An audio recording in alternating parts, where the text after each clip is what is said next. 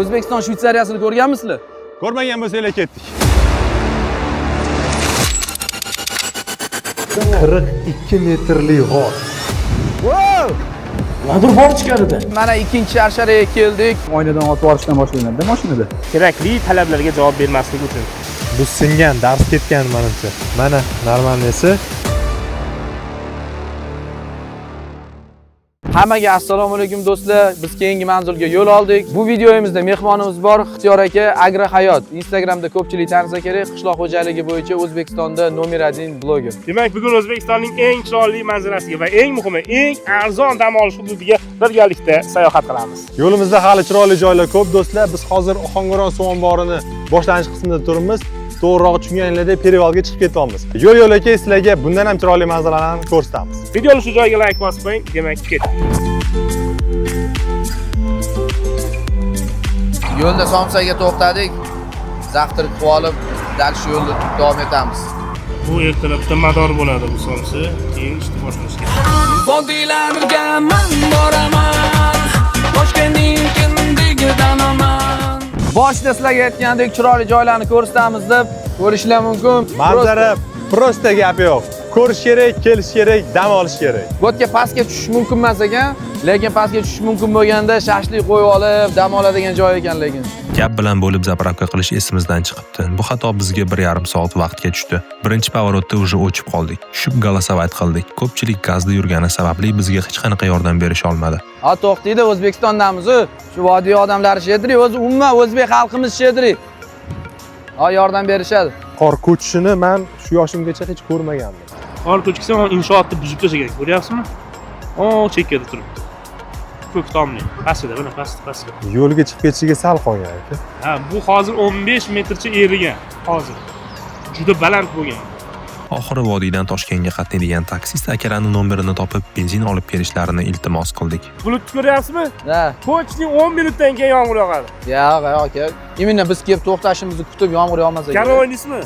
Bu tog'ni o'zini bulut. Javob uzoq 10 minut yomg'ir yog'adi. Nimadan keldi? Shashlikdan-da.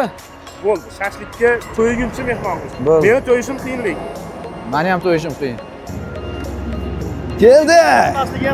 Конечно, bunday turibdi, to'g'ri aytdingiz. Men aytganman doim, yaxshi insonlar bor. Albatta, yaxshi insonlar bor ekan, tog'lar joydan hali qimirlagani yo'q. Ushlab turasizmi, qo'yaymi? Yaxshi inson emasmanmi?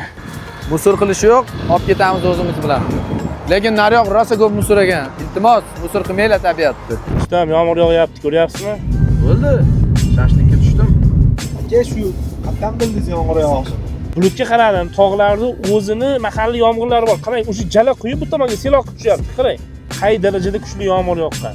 Tog'da o'zini mahalliy yomg'irlari bo'ladi. U shaharga yog'maydi. Xohlagan payt kelib qolishi mumkin. Ba'zi aqllilar hozir chiqib aytayapti-da, toqqa borishdan keyin ob-havoni ko'rib boringlar. Bu tog'da ob-havosini toqqa kelgandan keyin bir 5 minut, 4 minut oldin sezish mumkin xolos. O'shaning uchun har doim tog' yonbag'lariga dam olishga borganda tog'bob bo'lib, yomg'ir va qorbob bo'lib kiyinib borish kerak. Albatta, boyagi yomg'ir yog'adi, yog'maydi deb spor o'ynaganimiz hazil edi. Hammasi Allohdan. Shunchaki bulutga qarab prognoz qildik. Bahslashish, garov o'ynash bu juda ham yomon narsa. Videoni davomini kuzatib boringlar. Sizlarni juda ham ajoyib manzaralar kutib turibdi. I'm gonna use every heartbeat. Today not tomorrow. Manzilga ham ozgina qoldi, yetib keldik. To'g'ridan to'g'ri qordagi muzliklarning erishi natijasida suv oqib kelyapti. Endi ham mikrofon bor. O'shaning uchun suv loyiqa, havo ostida, soylar to'lib oqyapti. Bunaqa paytda shaharda shovqinida, dimida o'tirmasdan sayohat qilish kerak. Chiroyli joylarni ko'rishda davom etamiz. Keyingi manzilimiz Teshiktosh sharsharasi. Hozir sizlarga tepadan video ko'rsatamiz. Tepaga chiqish narxi 10 mingdan ekan. Вообще arzon deb hisoblaymiz. Arzon. Mana bu qo'lni ko'ryapsizlarmi? Xitoydami bor-da, menimcha mana bunaqa qo'l chiqishadi tepaga. O'shani o'zbekcha varianti. Gap yo'q lekin tepadan вообще boshqacha video ekan. Poliga e'tibor beramiz. Poliga stiklanniy. Wow! Unaqa qilma. Bu yoqqa kelib olib qo'rqyapman-ku. Ixtiyor akani o'zini olaylik.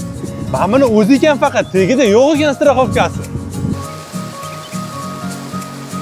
Aka qalay endi his-hayajonlar? Samachustvoylar. Men o'zi bunaqa oynali ko'prikka chiqishdan qo'rqaman. Lekin adrenalin kuchli bo'lib ketdi. Tabiatdan bahra olishga chiqdim. Pastda soy ko'rinyapti.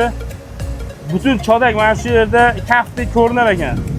O'pkam to'lib nafas olyapman, tushunyapsizmi? Havoga gap bo'lishi mumkin emas. Mana Teshik tosh degan joyga keldik. Faqat bitta narsa xafa qilyapti. O'sha musor qilish temasi. Mелочь narsalar, kichkina narsalarni ham oynadan otib olishdan boshlanadi mashinada. O'sha narsani paketga yig'ib, uyga borgandan keyin musorga otib olsanglar, u boshqacha bo'ladi. Dam olishga, tabiatga kelganinglarda, mana bunaqa aylanishga kelib, ziyorat qiladigan joy, chiroyli joylarga kelganda musor qilib ketish odam ozgina xafa qiladi baribir.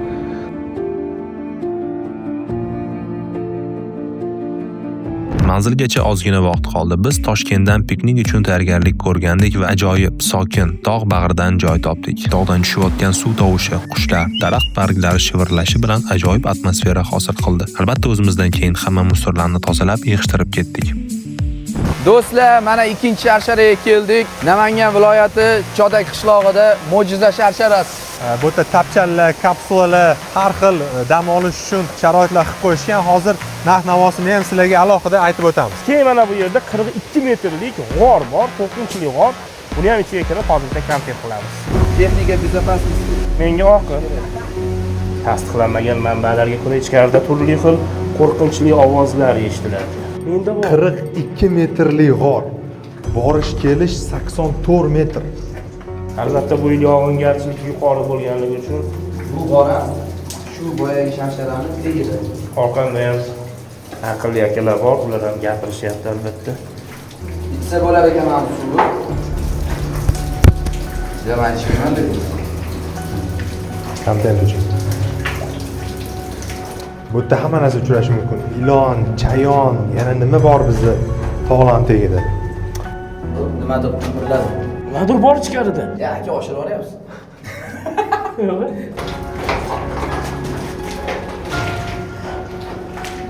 Iltimos, degan joylarga musor tashlamaydi.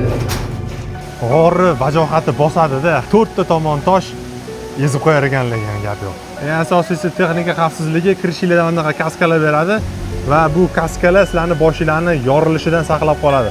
3 marta yo 4 marta boshimni urdim o'sha toshga to'g'risi. Lekin pajiznik kaska bo'lmaydi. Demak, tabiat ko'rsatsizlar juda ham chiroyli. Bu yerda tepaga oyna ko'prikka chiqish uchun bu zinadan tashqari oldin lift bo'lgan mana bu yerda. O'sha imkoniyati cheklangan, menga o'xshagan semizlar qiynalmasin deb lift orqali chiqilgan. Osma ko'prikning o'rniga biz xodimlardan so'raganimizda kanat kapsulalarini уже olib kelib tayyor qilib qo'yganligini aytishdi.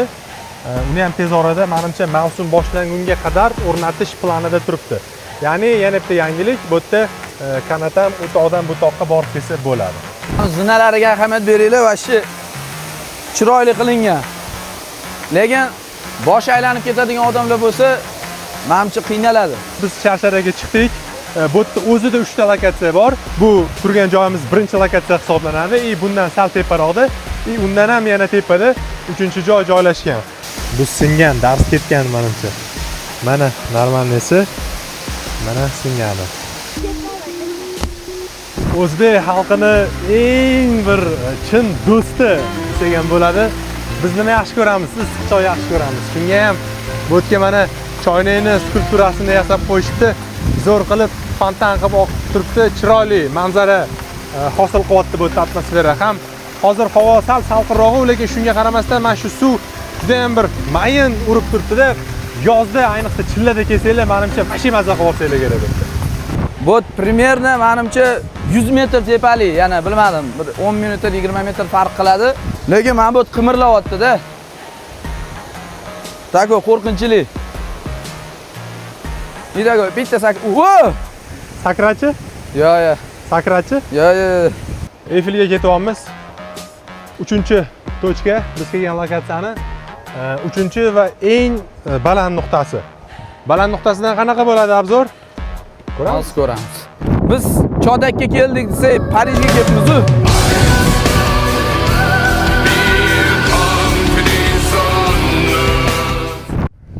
Do'stlar, arzida Toshkentdan shu turgan joyimizgacha ham 300 kilometrlab yo'l bosib kelganimiz shu manzarani ko'rish uchun arzida.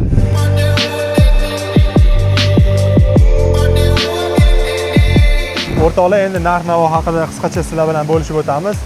Bu yoqqa kirib kelishinglar, imенно shu territoriyaga kirib mashinada kelishinglarni o'zi 10 ming so'm.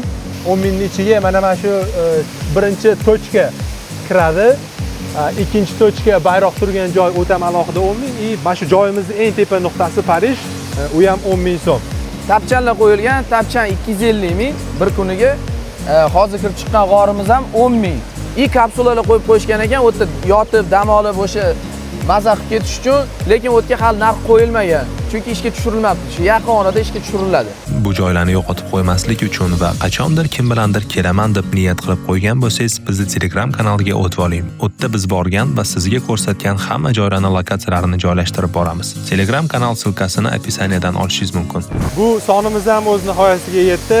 Ko'rsatgan joylarimiz, kelgan manzaralarimiz sizlarga yoqdi degan umiddamiz. Ko'rdilaring, hamma narsalarni narxlargacha aytishga harakat qildik. Albatta bu sizlarga foydali bo'lishi uchun va biz keyingi dasturlarimizda ham O'zbekistonning eng so'lim joylarini ko'rsatib olishga harakat qilamiz. Ixtiyor akaga kelib berganiga rahmat deymiz. Xudo xolasa keyingi videolarimizda ham bizga hamroh bo'ladi degan umiddamiz. Agar video yoqqan bo'lsa, videoga like bosinglar, kommentariy yozinglar. Eng asosiysi sayohat qilinglar. Ish hech qachon tugamaydi. Bizni keyingi safar yo'qotib qo'ymaslik uchun hoziroq qo'ng'iroqlarni bosib, kanalga obuna bo'lib qo'ying. Bir sillatib qizartirib qo'yamiz. Ko'pki.